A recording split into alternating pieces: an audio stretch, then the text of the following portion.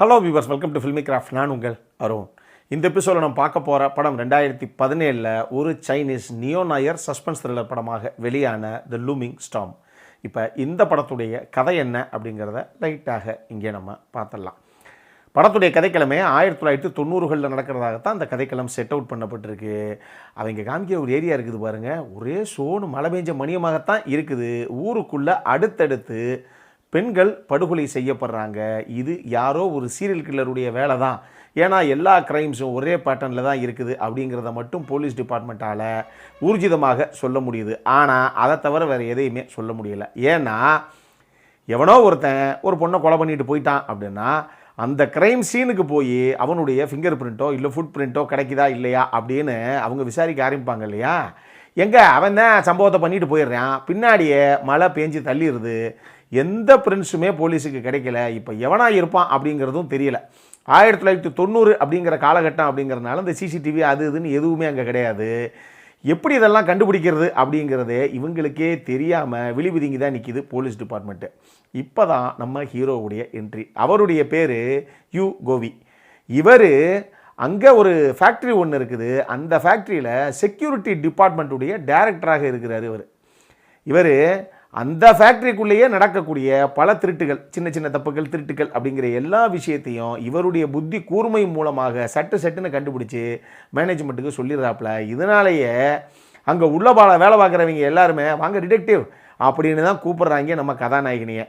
ஆமாம், எதுக்கு உங்கள் திறமைக்கு இந்த கம்பெனிக்குள்ளே வேலை பார்த்து இப்படி வாழ்க்கையை வீண் பண்ணிகிட்டு இருக்கீங்க, பேசாட்டு நீங்கள் போலீஸ் டிபார்ட்மெண்ட்டுக்கே போய் ஜாயின் பண்ணிடக்கூடாது அப்படின்னு கேட்குறாங்க பல பேர். அந்த அளவுக்கு நம்மளுடைய புத்தி கூர்மை இருக்குது. இப்போ நான் சொன்ன மாதிரி ஊருக்குள்ளே அடுத்தடுத்து இந்த மழைக்கார பொழுதில் அடுத்தடுத்து கொலைகள் நடக்குது இல்லையா. இந்த கொலைகளுக்கு காரணம் தெரியாமல் போலீஸும் சுற்றிக்கிட்டு இருக்கு இல்லையா. இப்போ நம்ம கதாநாயகன்கிட்டயே இந்த தொடர் கொலைகளுடைய வழக்கு எல்லாத்தையும் எடுத்து ஹேண்டில் பண்ணக்கூடிய, இன்வெஸ்டிகேட் பண்ணக்கூடிய ஒரு போலீஸ் ஆஃபீஸர், ஒரு லீடர் மாதிரி ஒருத்தர், ஒரு டீம் லீடர் மாதிரி ஒரு ஆள். அவர் நம்ம கதாநாயகனை பார்த்து, தம்பி உங்களுடைய பராக்கிரமங்கள் எல்லாத்தையும் நாங்கள் ஏற்கனவே கேள்விப்பட்டோம். ஏற்கனவே நம்ம டிபார்ட்மெண்ட்டில் எக்கச்சக்கமான கேஸு பெண்டிங்கில் இருக்குது, பார்க்குறதுக்கு ஆள் கிடையாது, ரொம்ப அண்டர் ஸ்டாஃபிங்கில் தான் இருக்கோம் நாங்களே. நீங்கள் ஏன் கொஞ்சம் அந்த கேஸில் எங்களுக்கு ஹெல்ப் பண்ணக்கூடாது, உங்களுடைய புத்தி கூர்மையாக கொஞ்சம் கடனாக கொடுத்து நீங்கள் ஏன் எங்களுக்கு ஹெல்ப் பண்ணக்கூடாது அப்படின்னு கேட்க போக, சரி ஓகே இவரே கேட்டாப்ல இறங்கி செய்வான் அப்படின்னு சொல்லி நம்ம கதாநாயகனே ஒரு பக்கம் இந்த சீரியல் கில்லிங்கெல்லாம் பின்னாடி இருக்கக்கூடிய அந்த கொலைகாரன் யார் அப்படின்னு கண்டுபிடிக்கிறதுக்காக களத்தில் இறங்க போக, இதுக்கப்புறம் இவரே எதிர்பார்க்காம அடுத்தடுத்து அரங்கேறின சம்பவம் தான் இந்த படத்துடைய மொத்த கதையை. இந்த படத்தை பொறுத்தளவுக்கு படத்துடைய கதாநாயகன் இருக்காப்புல இல்லையா, இவர் தான் சைனா ஃபிலிம் அவார்ட்ஸுக்கும் சரி, டோக்கியோ இன்டர்நேஷ்னல் ஃபிலிம் ஃபெஸ்டிவலில் இந்த படம் ஸ்க்ரீன் பண்ணப்பட்டப்பையும் சரி பெஸ்ட் ஆக்டர் அவார்டை தட்டி தூக்கின நபர். காரணம் என்ன அப்படின்னா, ரொம்ப அலட்டிக்காமல் ரொம்ப சட்டிலாகத்தான் பர்ஃபார்மன்ஸில் பண்ணியிருப்பாப்ல, பட் நீட்டாக பர்ஃபார்ம் பண்ணியிருப்பார் அப்படின்னே சொல்லலாம். தேவையான எல்லா விஷயத்தையும் இவர் கதையில் அந்த கதாபாத்திரத்தில் நீட்டாக உட்கார வச்சுருப்பாப்ல. இந்த படத்தை பொறுத்தளவுக்கு இது உண்மையாக சொல்லணும்னா ஒரு இன்வெஸ்டிகேட்டிவ் க்ரைம் த்ரில்லர் படம் தான் அது. ஆனால் அப்படி ப்ரொஜெக்ட் பண்ணாமல் இதுக்குள்ளே ஒரு சின்ன ரொமான்டிக் போர்ஷனு, ஒரு ஏமாற்றம், எமோஷன்ஸு அப்படி அப்படின்னு பல விஷயங்களை அங்கங்கே உள்ள புகுத்தி தான் இந்த கதைக்களத்தை நகர்த்தியிருக்காப்புல இயக்குனர். அதனாலேயே இங்கேயே தெளிவாக நான் உங்களுக்கு எக்ஸ்பெக்டேஷனை செட் அவுட் பண்ணிடுறேன். இந்த படம் என்னங்க பரபரன்னு போகும்னா இது என்ன ஜாப்பனீஸ் க்ரைம் த்ரில்லர் மாதிரி எடுத்து வச்சுருக்காங்க அப்படின்னு. உண்மையாகவே அப்படி தான் இருக்குது இந்த படம். ரொம்ப ஸ்லோ பர்னிங் த்ரில்லர் தான். அந்த மாதிரி படம் பிடிக்கும் அப்படின்னா பாருங்கள். அந்த மாதிரி படம் பிடிக்கக்கூடிய ஒரு சில நபர்கள் கூட, ஏங்க கொலைகள் நடந்துக்கிட்டே இருக்குது, ஹீரோ அடுத்தடுத்து ஏதோ அப்படி இப்படின்னு போய்கிட்டே இருக்காப்புல, அதை அப்படியே பரபரப்பாக எடுத்துகிட்டு போக வேண்டியதானே, இது எதுக்கு நடுவில் தேவையில்லாமல் காதல் கத்திரிக்கையெல்லாம் அப்படின்னு கூட கேட்குறதுக்கு வாய்ப்புகள் இருக்குது. ஆனாலும் அதை வச்சதுக்கு ஒரு காரணமும் உள்ள இருக்குது. மொத்த படத்தையும் பொறுமையாக பார்த்தீங்க அப்படின்னா தான் உங்களுக்கு அது தெரியும். எனக்கு இந்த படத்தில் ரொம்ப பிடிச்ச விஷயம் என்ன அப்படின்னா இந்த படத்துடைய கிளைமேக்ஸு. இன்ஃபேக்ட் இந்த படத்தை பார்க்கும்போது பல இடங்களில் 2003 த்ரில்லர் ரசிகர்கள்கிட்ட மிகப்பெரிய வரவேற்பை பெற்ற ஒரு south Korean neo Nair crime thriller படமாக வெளியான மெமரிஸ் ஆஃப் மர்டர் படம் தான் எனக்கு ஞாபகம் வந்தது. அந்த படத்துக்கு அவ்வளோ பெரிய ஃபேன் பேஸ் இருக்குது. அந்தளவுக்கு எங்க இப்படியெல்லாம் நம்ம ஊரில் படம் வர மாட்டேங்குது அப்படின்னு கேட்டவங்கலாம் பல பேர் இருக்காங்க. அந்த மாதிரி ஒரு தரமான ஒரு கிரைம் த்ரில்லர் படம் அது மெமரிஸ் ஆஃப் மர்டர். இந்த படத்துக்கும் அந்த படத்துக்கும் நிறைய ரிசம்பிளன்ஸ் இருக்கும். அடுத்தடுத்து பெண்கள் கொலை செய்யப்படுற அந்த விதமாகட்டும், மழைக்கால இரவுகளில் தான் அந்த கொலைகள் எல்லாம் நடக்குது அப்படிங்கிற விஷயமாகட்டும், அந்த படத்துடைய கிளைமேக்ஸ் என்னாச்சு அப்படிங்கிறது அந்த படம் பார்த்தவங்களுக்கு தெரியும். நான் இதை இங்கே ஸ்பாயிலராக ரிவீல் பண்ண விரும்பலை. என்னாச்சு அப்படின்னு தெரியும். அது ஒரு மாதிரி கிளைமேக்ஸு அப்படின்னா இந்த படத்துக்கு வேற ஒரு மாதிரி ஒரு கிளைமேக்ஸை இவங்க விட்டுருப்பாங்க. ஆனால் இந்த படம் பார்க்கும்போது எனக்கு மெமரிஸ் ஆஃப் மர்டர் தான் ஞாபகம் வந்தது.